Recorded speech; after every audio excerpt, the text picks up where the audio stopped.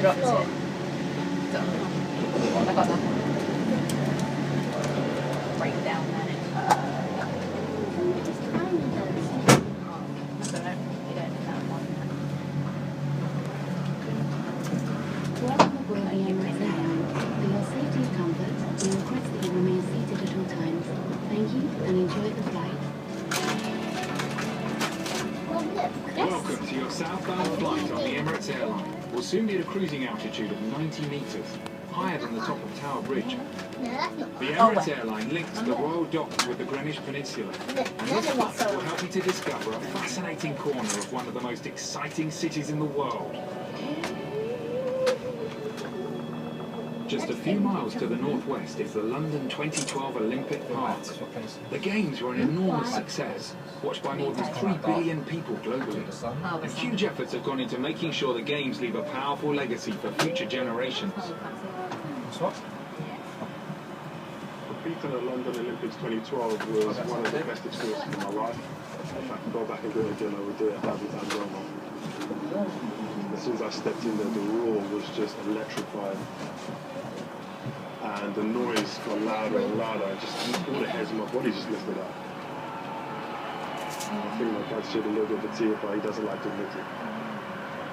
The support the British athletes got, the support every athlete got, was just immense. Anyone and everyone involved loved it. They'll recollect that memory as one of the biggest days of their lives. Hopefully, I can share this memory and inspire the next generation of athletes going forward. The Olympic Park is a catalyst for regeneration of large parts of East London. Continues from the Olympic legacy. There are opportunities for people to take part in skills and training programs. Fantastic green space and a great place to just come and Beneath our flight path is the distinctive red lightship at Trinity Buoy Wharf, where the Thames is joined by the Mykeiren River. Michael Faraday, one of the world's most important scientists, had a workshop at the wharf, and it's still home to creative thinkers and artists. The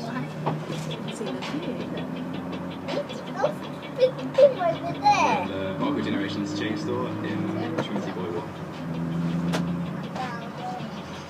Parkour is largely about relative challenge, so it's never about just doing the biggest jump that anyone can, it's more about challenging yourself. And we've got this incredible facility to train at, and it's such a positive thing to have. I'm really looking forward to seeing what the space can do for the community.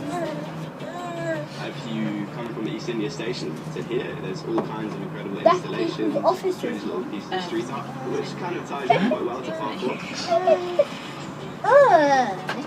Yeah, there's all sorts of weird and wonderful people doing interesting things down here. I made the fish as a temporary measure, and then someone was asking about a commission for a circus, so I thought I'd knock it together just to show them what they could have. We spent the last year really taking rubbish airplanes and trying to make saleable products. We made this rickshaw, which is obviously made from the fuselage. We're also making a DAB radio using the main thrust control, which is very exciting. Trinity Buoy Wharf feels like the last corner of old London. In a way, it feels like a little bit of industry coming back to what is historically a really industrial place. The Docklands area of London went into decline after the Second World War, but in the 1980s there was major new development here, and the business district of Canary Wharf rose into the sky. It now contains many of the tallest buildings in the UK, and more than 100,000 people work in the district. The original idea of Canary Wharf came about by accident. The government had invited down a guy called Michael von Clem, who was a banker, and was really looking for a site for a factory. And he looked around and said, well, actually not a great site for a factory. But he knew that banking was changing, and he was going to need massive training funds for his bank. And that's where the idea came from. Canary Wharf allows London to have a modern face because so much of London that we love is preserved and we like it to stay preserved. Canary Wharf is the fastest growing and largest new business district in Europe. When it is completely built out, there will be about 25 million square feet of space. And in terms of the working population, there will be about 200,000 people. Crossrail, when it's fully operational, will bring a whole new working population to Canary Wharf. Lots and lots of exciting developments happened in the east side of London, and all linked by the Docklands Light Railway, by the Jubilee Line, by Crossrail, by all the other transport infrastructure that links into them. The Docklands Light Railway trip through Canary Wharf has been listed as one of the 10 great railway journeys of the world. It is one of the great regeneration projects of the last century. The River Thames has been the lifeblood of London since Roman times, and trading ships have plied its waters for centuries. As the size of ships increased, they needed powerful tugboats to guide them. Despite the demise of the old docks, the tugs and their skippers are still the workhorses of the river. Alarm. I'm probably the oldest tug skipper on the River Thames at the moment, but we still go out and do a day's work. Oh, changes are unbelievable. In fact, you could walk one end of the dock to the other end of the dock on barges. We could tell where we were, what the smell was on the River Thames then. You knew it was a soap factory, you knew it was at Headleach. Then you come to Purfleet Reach and you could smell all the oils. And then as you come round Thames Walk, up round there, you could smell the sewage. Right up until when you got to the Pepper House of Watton, you knew it was a spice mill. But not now, different today. All them days are gone. That's when men were made of iron and boats were made of wood. Traditional tugs have now been joined by a fleet of fast catamarans. Thames clippers carry thousands of passengers every day. The boats go 30 knots, so approximately 40 miles an hour, so probably one of the fastest modes of transport in London. The river bus service runs every 20 minutes to North Greenwich Pier, which is just a 5-minute walk from the Emirates Air Line. Now coming into Greenwich, you should probably see the Royal Maritime Museum. It's a fantastic location, and it's just an 8-minute trip from North Greenwich. I think the river's got a key role to play for the regeneration of East London. We very much see the Thames as a tube line in the future. The Greenwich Peninsula is home to the O2, the world's most popular music and entertainment venue. The area is soon to undergo major redevelopment, creating a vibrant new district covering almost 200 acres. It's one of the largest regeneration projects in Europe.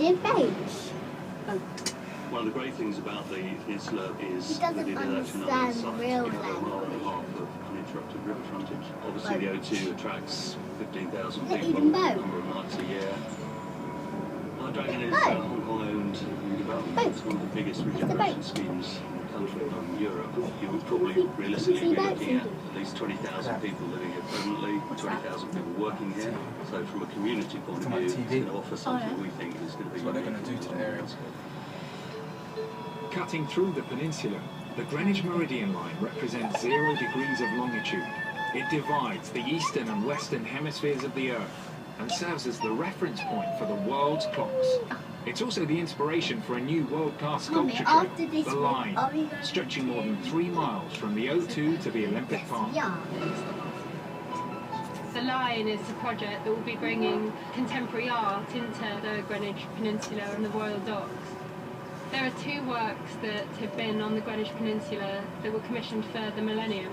There's Richard Wilson's A Slice of Reality, which is a cross-section through a ship. And then there's Anthony Gormley's Quantum Cloud. It's made of thousands of steel rods, and you can see this elusive figure hidden within this cloud. I didn't want to jump into the water. And if people are wanting to continue the walk, they'll work along the River Lee and the canals, which is another extraordinary walk, an undiscovered gem. Thank you for flying the Emirates Air Line. Exit here for the Emirates Aviation Experience, the Thames Clipper, the O2 and transport lanes. Oyster, return and single ticket holders, please alight here and exit to right.